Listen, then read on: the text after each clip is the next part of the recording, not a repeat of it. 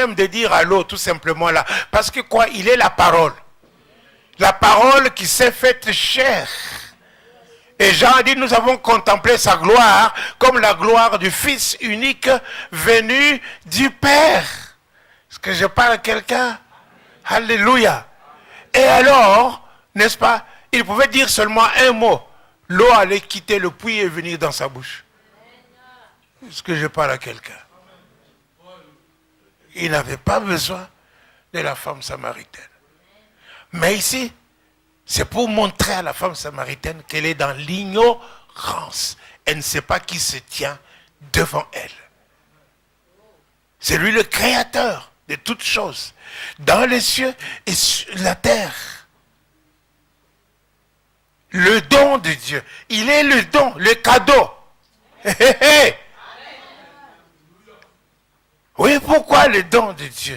Car Dieu a tant aimé le monde qu'il a donné son Fils unique afin que quiconque croit en lui ne périsse point, mais qu'il ait la vie. Et Jésus donne le don de Dieu pour nous donner la vie éternelle. Il est la parole de Dieu. Dans cette parole, il y avait la lumière et la vie. Quand tu as la parole, tu reçois la parole, tu reçois la lumière, tu reçois la vie. Et pas n'importe quelle vie, c'est la vie éternelle. Mon Dieu. Alléluia. Alors vous voyez ici, ce n'est pas la femme qui devait donner, c'était la femme qui devait demander. Et on a dit que Noël, c'est le jour des cadeaux. N'est-ce pas? Oui, bien sûr, les rois mages ont apporté des cadeaux à Jésus. Mais ce n'est pas eux qui ont commencé. C'est Dieu qui a commencé à donner les cadeaux. Dieu a commencé à donner, Alléluia. Il a donné Jésus. Est-ce que je parle à quelqu'un?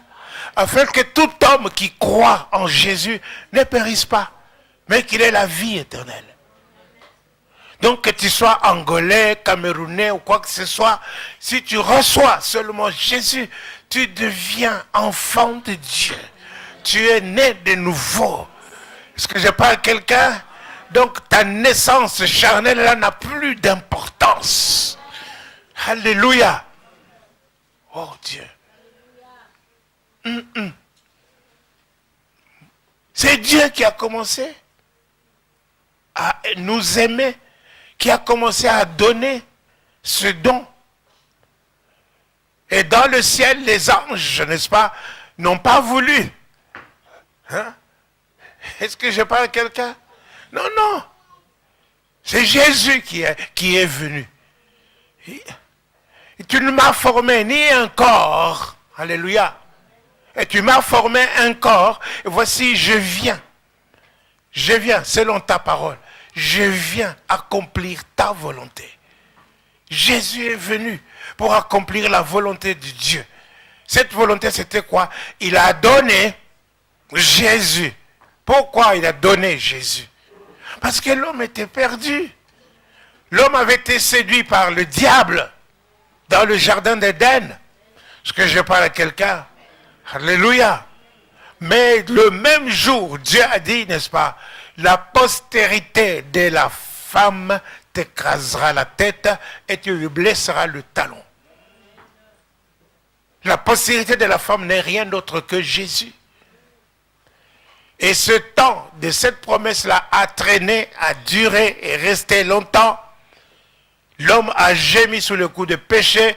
Il a trouvé toutes sortes de solutions pour enlever ses péchés. Il n'a pas trouvé. Parce que ce n'était que couvrir le péché. Comme il a couvert sa nudité avec des feuilles de figuier.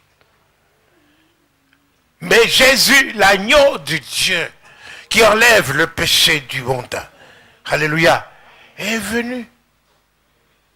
Il a pris corps. Il a pris corps afin de mourir. afin de prendre ta place et ma place. En 2 Corinthiens chapitre 5, verset 21.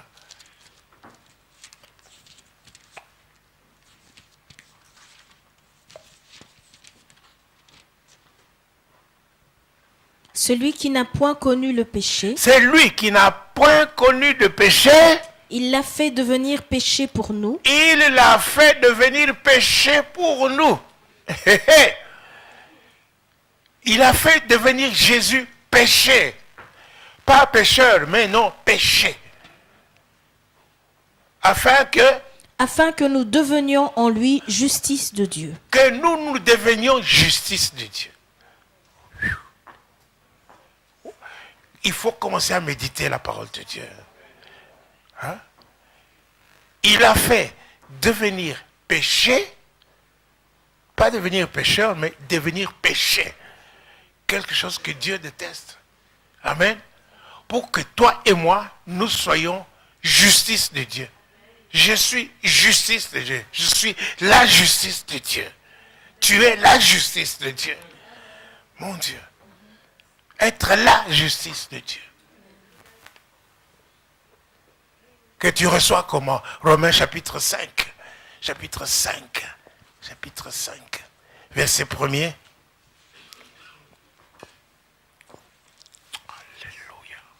Étant donc justifié par la foi, Justifié par la foi.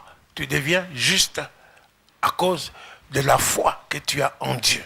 Continue. nous avons la paix avec Dieu Nous avons la paix. Dites la paix. Bien-aimé, tant que tu es un pécheur, tant que tu as ton cœur, les péchés sur ton cœur, tu peux tout dire. Tu n'as pas la paix. Tu n'as pas la paix. Tu vas aller dormir, tu vas faire des cauchemars, tu verras des serpents monter, descendre, t'enrouler, te poursuivre. Quelqu'un qui veut t'attraper, tu cours, tu veux courir, mais tu cours sur place. Tu n'auras pas la paix.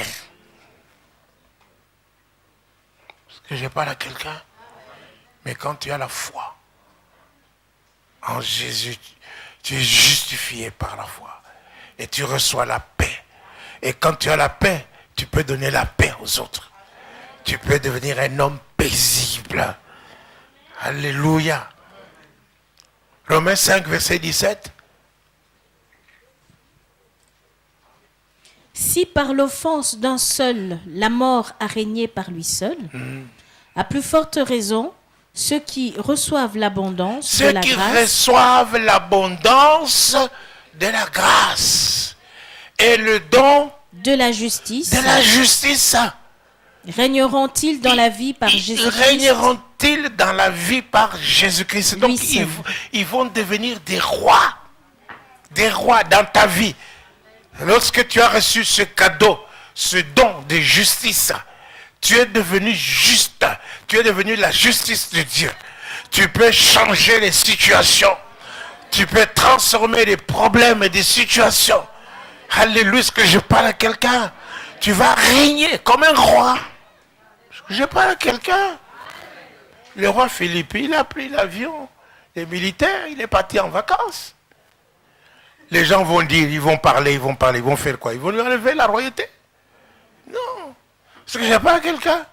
Il est roi. Est-ce qu'il est, vous l'avez entendu qu'il est revenu parce qu'on leur parlait? Non. Il est là, dans ses vacances. Est-ce que je parle à quelqu'un? Mais vous pouvez régner. Vous pouvez régner. Donc, voilà quel genre d'homme était devant la femme samaritaine. C'est lui qui lui a demandé de l'eau à boire.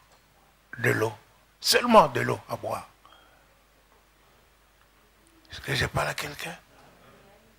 La femme lui dit, non, non. Toi et moi, nous sommes des ennemis.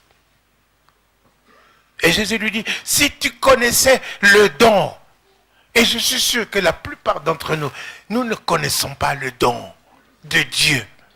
Le don de Dieu. Si tu connaissais le don de Dieu, mon frère, ma soeur, si tu connaissais le don de Dieu, tu l'aurais aimé de tout ton cœur, de toute ton âme et de toute ta force. Si tu connaissais le don de Dieu, tu lui aurais consacré ton âme, ton corps. Offrez vos corps comme un sacrifice vivant à Dieu. Ce qui est pour vous, n'est-ce pas, un culte raisonnable. Ne vous conformez pas, n'est-ce pas, au monde, au siècle présent.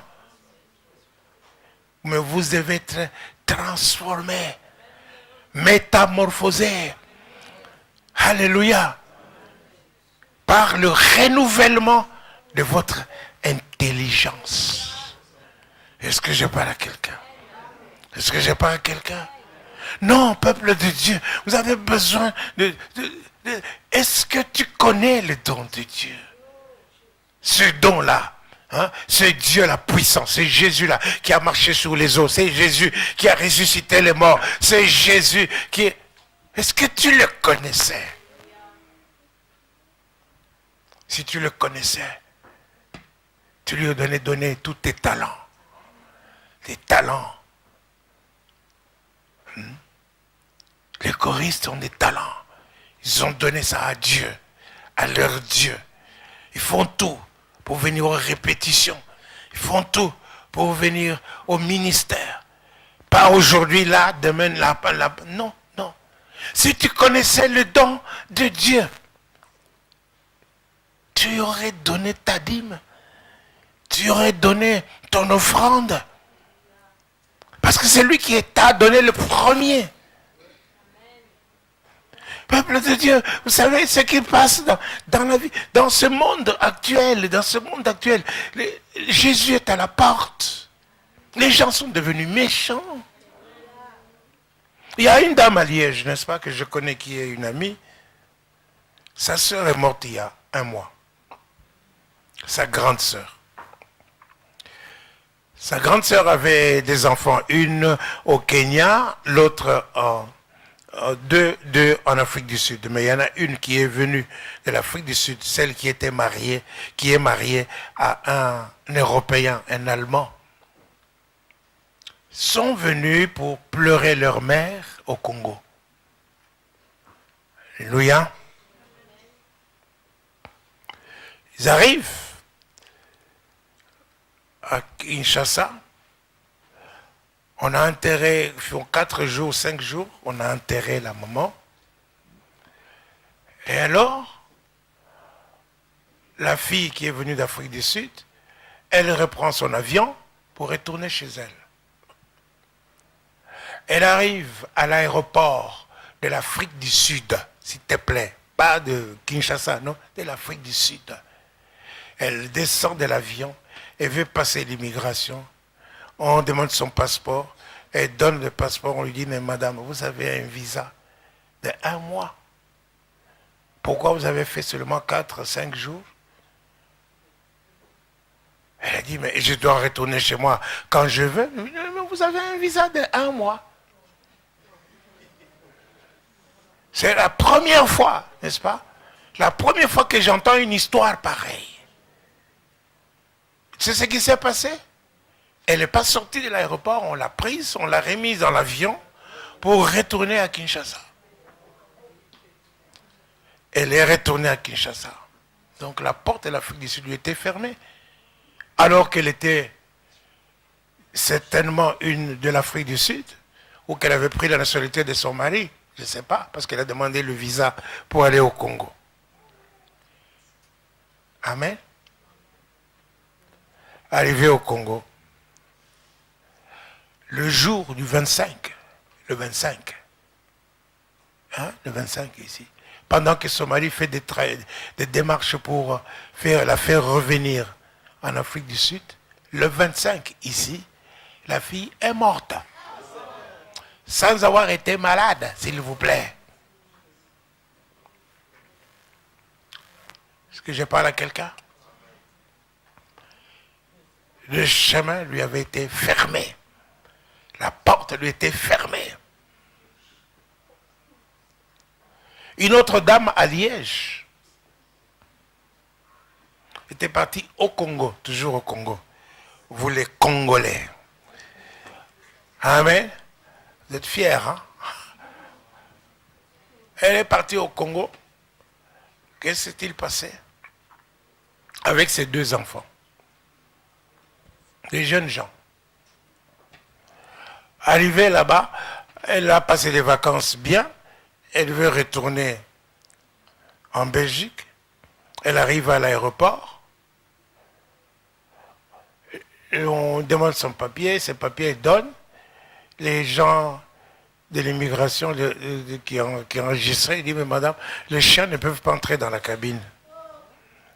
Je dis, quel chien? Moi, je n'ai pas de chien. Il dit, mais non, vous avez 2 chiens. Il dit, mais non, ce ne sont pas 2 chiens, ce sont mes enfants. J'ai des enfants. Comment? Ah, donc maintenant, allez, ils ont commencé à aller. Toi, tu as des enfants. Et la femme, elle était là. Et puis, ils ont demandé, le type a demandé à ses collègues, vous voyez quoi ici? Des chiens? Non, la femme ne comprenait pas. Alors elle a dit à ses fils, bon écoutez, vous restez, vous allez me suivre par après. Moi je suis pressé parce que je sais tellement qu'elle avait du travail, hein, et elle ne devait pas manquer l'avion. Alléluia. Elle est arrivée en Belgique. Je crois qu'elle n'a pas fait 1 semaine, on lui dit que ses 2 enfants sont morts. Donc c'est pour vous montrer comment le cœur de l'homme est devenu. La sorcellerie. Je connais le papa de quelqu'un, je ne veux pas citer parce que il était ici dans cette église il n'y a pas longtemps. Enfin au début de cette église. Son père il a été visiter une de ses parcelles. Mais un troupeau des cochons l'ont poursuivi pour le mordre. Et ils l'ont mordu et il en est mort. Tout ça pour avoir les biens de quelqu'un. Tout ça pour que les enfants de tel n'héritent pas. Tout ça, une méchanceté dans la sorcellerie. Mais qui peut arrêter ça? Jésus. Le sang de Jésus. Le nom de Jésus. Vous pouvez briser tout dans le monde occulte. Vous pouvez tout. Voilà pourquoi, n'est-ce pas, il faut absolument que tu comprennes, que tu saches qui est Jésus, que tu t'attaches à ce Jésus-là et que tu lui donnes ce qu'il te demande.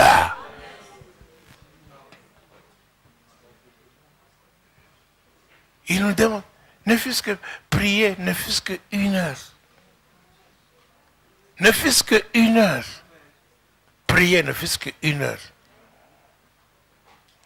J'ai demandé à certains frères de venir prier avec moi 1/4 d'heure seulement. Aujourd'hui, là, ils ne sont pas venus. Est-ce que je parle à quelqu'un? Notre habitude. Nous devons, si nous aimons Jésus, nous devons être... Quand je demande ça, c'est pour un but bien précis. Nous sommes en guerre contre le diable.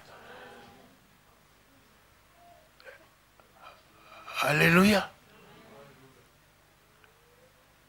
Si vous connaissiez le don, si tu connaissais le don de Dieu, le don de Dieu, chaque jour ici, nous sommes en décembre maintenant, Dieu t'a donné le mouvement et l'être, la respiration. Il t'a fait voir chaque matin. Il a fait lever son soleil sur toi. Tu l'as vu, tu en as profité. Est-ce que je parle à quelqu'un? Que lui donnes-tu?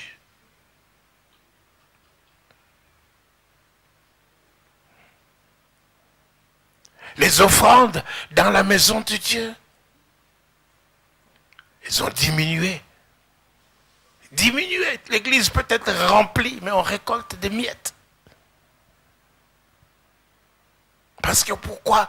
Parce qu'il y a quelqu'un qui dit, moi, je vais donner le peu là. Hein? Je sais que le frère Justin va donner plus. Hein? Et la sœur telle va donner plus. Mais la sœur telle pense que non, moi je vais donner ce peu ici. Le frère Justin dit, moi je peux donner ce peu ici. Donc chacun pense à l'autre. Non, vous ne devez pas penser à l'autre quand vous venez ici. Vous pensez à celui que vous êtes venu adorer. À celui que vous êtes venu voir. Vous lui donnez à lui. Parce que je parle à quelqu'un, à lui que vous donnez.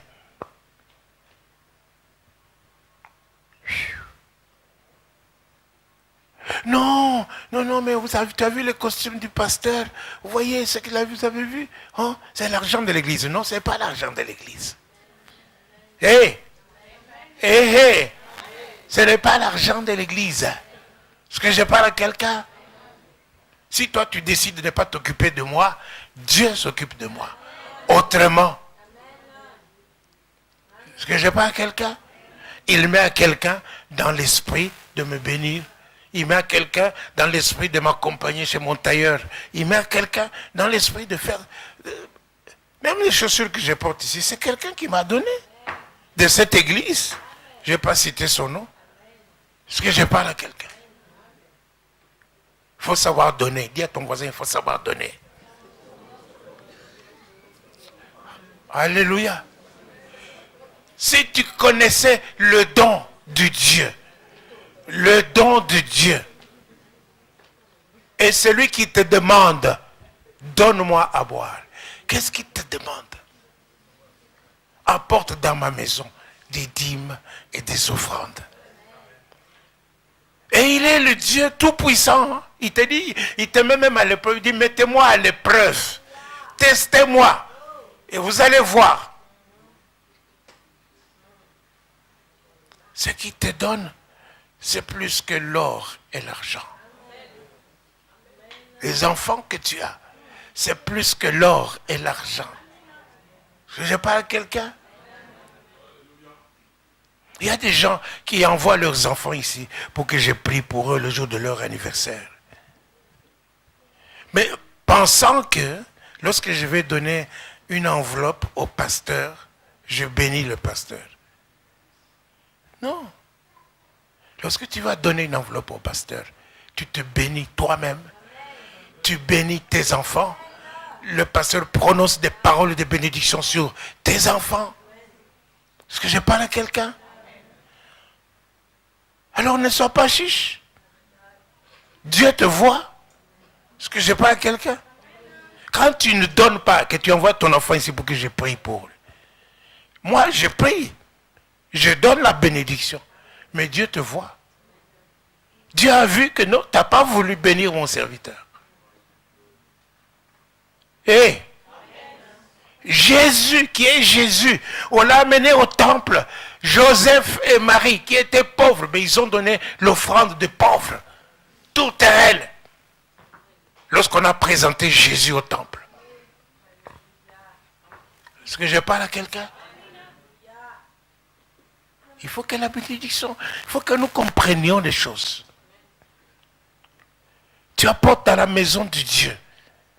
Si tu n'apportes pas dans la maison de Dieu, il n'y a plus d'argent dans l'église, dans la maison de Dieu. Est-ce que je parle à quelqu'un? Comment on va payer le loyer? Hein? Alléluia. Est-ce que vous pensez que nous allons rester éternellement ici? Est-ce que je parle à quelqu'un? Mais comment on va faire des économies pour pouvoir, n'est-ce pas, aller acheter notre terrain ou acheter notre maison?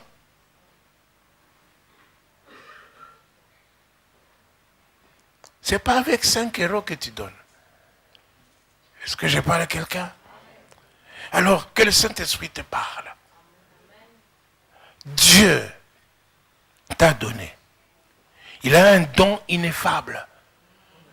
Jésus, le don ineffable. Il t'a donné Jésus. Hein? Alléluia. Donc Jésus demandait seulement un peu d'eau. Un peu d'eau. De l'eau normale. Simple. Mais la femme samaritaine n'a pas voulu donner cette eau. Je parle à quelqu'un. Verset 10, tu peux relire encore?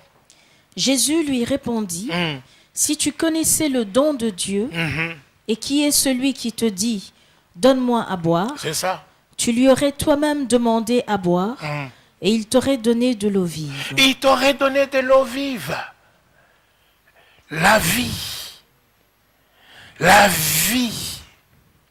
La vraie vie. Dis-moi, si tu n'as pas Jésus, comment tu peux te battre contre les démons? Si tu n'as pas Jésus. Hein?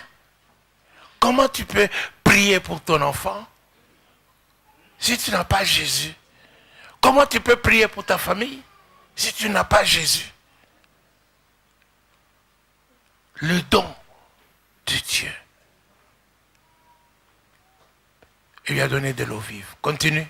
Seigneur, lui dit la femme, tu n'as rien pour puiser, Oui, et le puits est profond. oui. Alors D'où- tu vois, tu te rends compte? Jésus lui dit, tu n'as rien. Et plutôt la femme lui dit, mais tu n'as rien pour puiser. Pourquoi? Parce qu'elle n'avait toujours pas compris qui était devant elle.